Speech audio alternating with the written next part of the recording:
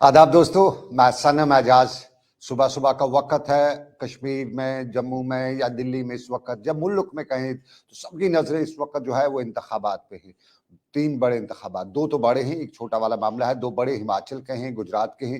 हिमाचल और गुजरात में कुछ नया ट्रेंड हमें गुजरात में देखने को नहीं मिल रहा है। एज यूजुअल लगभग पूरी तरह से जब तक ट्रेंड देखने को मिल रहा है, क्योंकि अभी तक नताज नहीं आए, तो गुजरात में इंतखाबात में बीजेपी फुल जो मेजोरिटी है, हिंदी में से कहे फुल मेजोरिटी के साथ जो है वो आ रही है। इस वक्त जो 182 सीटें हैं उनमें से लगभग 150 से जायद पे जो है बीजेपी लीड कर रही है।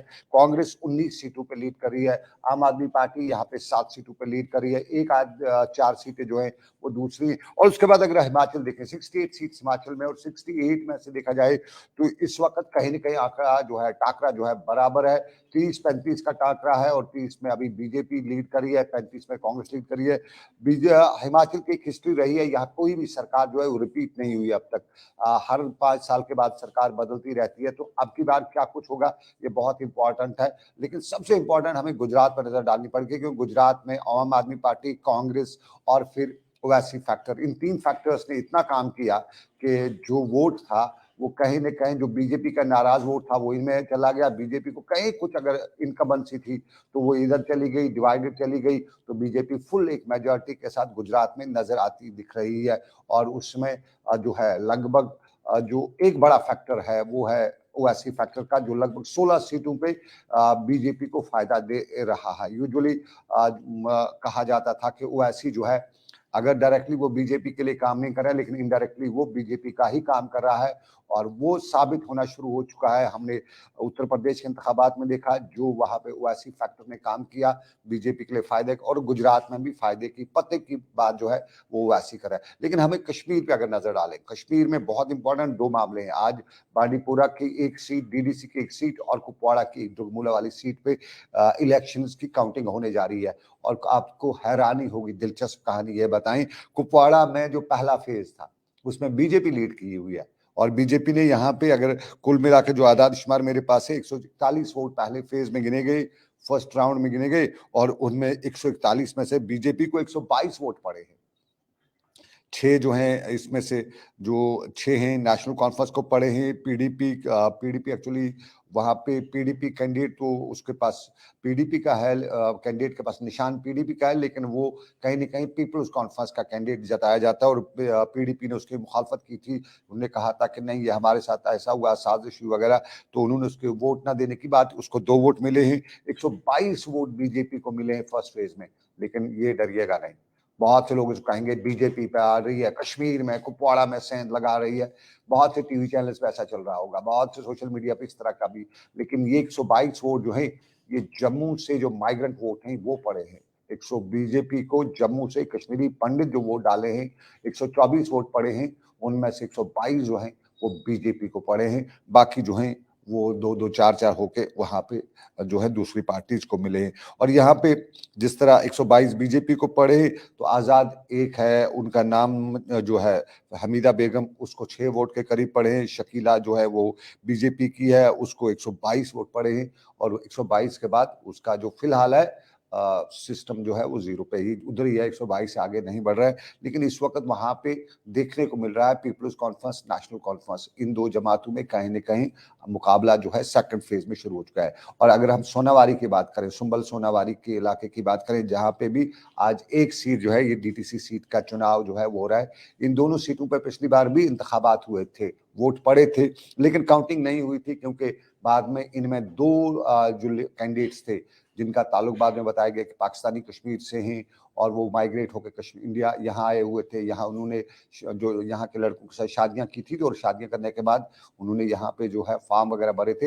लास्ट स्टेज पे इलेक्शन होने के बाद इलेक्शन कमीशन जो लोकल है वहाँ का, उन्होंने उसको रद्द कर दिया था, क्योंकि बताया था कि ये पाकिस्तान से हैं, तो इसलिए इनको यहाँ इलेक्शन में हिस्सा लेने का हक नहीं है। तो दोबारा वहाँ पे आज इलेक्शन हुए, इलेक्शन परसों हुए, आज काउंटिंग हो रही है। तो काउंटिंग में इस वक्त अगर हाजन बांडीपुरा के इस सीट की बात करें, जो बांडीपुरा के जो डीसी ऑफिस है वहां पे काउंटिंग जो हो रही है, तो उस काउंटिंग में साफ तौर पर भी लग रहा है कि मुकाबला जो है कहीं न कहीं 2 पार्टियों का आमने सामने है। वो एक पीपल्स कॉन्फ्रेंस है और दूसरा नेशनल कॉन्फ्रेंस है। कुपवाड़ा में भी पीपल्स कॉन्फ्रेंस और नेशनल कॉन्फ्रेंस का ही मुकाबला दिखाई दे रहा है। यहाँ पर भी पीपल्स कॉन्फ्रेंस और नेशनल कॉन्फ्रेंस का हमें मुकाबला देखने को मिल रहा है। बांडीपोरा की सीट जो है ये पिछली बार जो थी ये पीएचडी का कैंडिडेट था, ज्वाइंट कैंडिडेट था। लिटरली हम कहेंगे तो पीएचडी टॉप पे था, लेकिन अंदर अंदर से पीडीपी, नेशनल कॉन्फ्रेंस, एनसी सब ने अपने अपने कैंडिडेट अलग से खड़ा किए थे। और यहाँ पे तब ये पीएचडी में अवामी नेशनल कॉन्फ्रेंस को ये सीट मिली थी और अवामी नेशनल कॉन्फ्रेंस की तरफ से यहाँ पे ज्वाइंट कैंडिडेट उतारा गया था।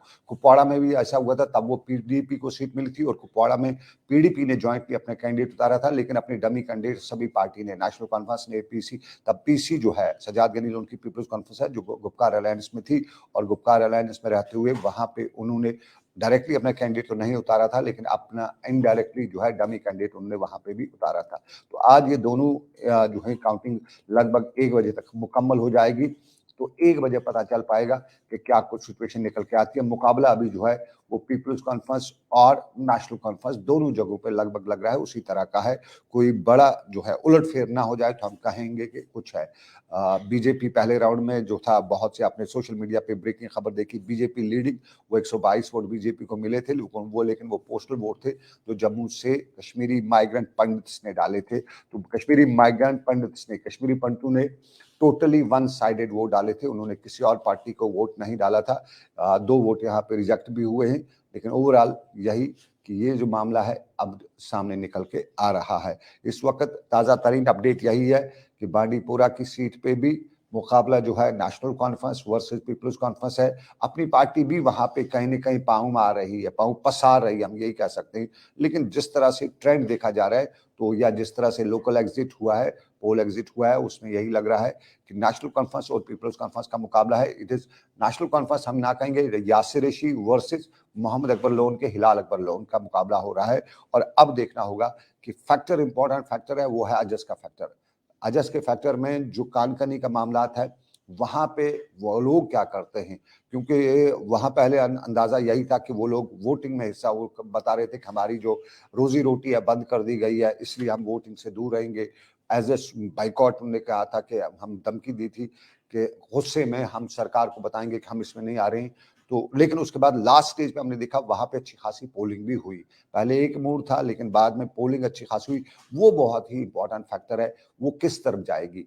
अगर अजस की वोटिंग जो है, अजस एरिया जो है, ये जहाँ सुद्रकूट वगैरह ये जो एरिया है, इस एरिया के वोटर्स जो हैं वो किस तरह से ट्रेंड किए हैं, तो वो बहुत ही इंपॉर्टेंट होगा। और कुपवाड़ा में अगर देखा जाए तो कुपवाड़ा में इस वक्त हमें देखना होगा कि बातरगाम के साथ गुशी वगैरह ये जो एरियाज हैं, यहाँ का ट्रेंड जो है ये किस तरफ जा रहा है ओवरऑल।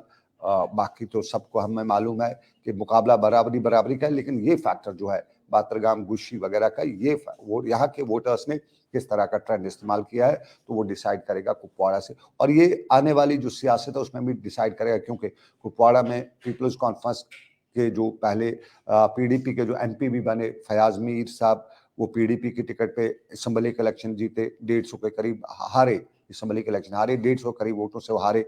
उसके बाद मुफ्ती मोहम्मद सईद मरहूम ने उन्हें उठा के राज्यसभा में भेज दिया, और नज़ीर लावे और वो 2 कश्मीर में पीडीपी के जो राज्यसभा मेंबरान गए थे वो फयाज अहमद, लेकिन फयाज अहमद मीर ने पिछले दिनों ही, या यूं कहें इससे पहले ही लगभग 2 साल पहले पीपल्स कॉन्फ्रेंस छोड़ के, पीडीपी छोड़ के पीपल्स कॉन्फ्रेंस में शमूलियत इख्तियार की थी। तो अब वह देखना पड़ेगा कि वहां पे किस तरह की सिचुएशन बनती है। क्या फयाज मीर का जो वहां पे वोट बैंक है, फयाज मीर का जो लोकल अप्रोच है या लोकल उनकी जो कंट्रीब्यूशन है वो कितनी काम होगी। और साथ साथ में फिर देखना पड़ेगा कि मीर सैफुल्ला जो हैं बड़े लीडर हैं कुपवाड़ा के, और नेशनल कॉन्फ्रेंस के भी बड़े लीडर हैं, तो वो देखना पड़ेगा कि वो कितना अपना ये सारा जो है सारी सिचुएशन को जो किस तरह से वो टैकल करते हैं, ये उनको देखना पड़ेगा।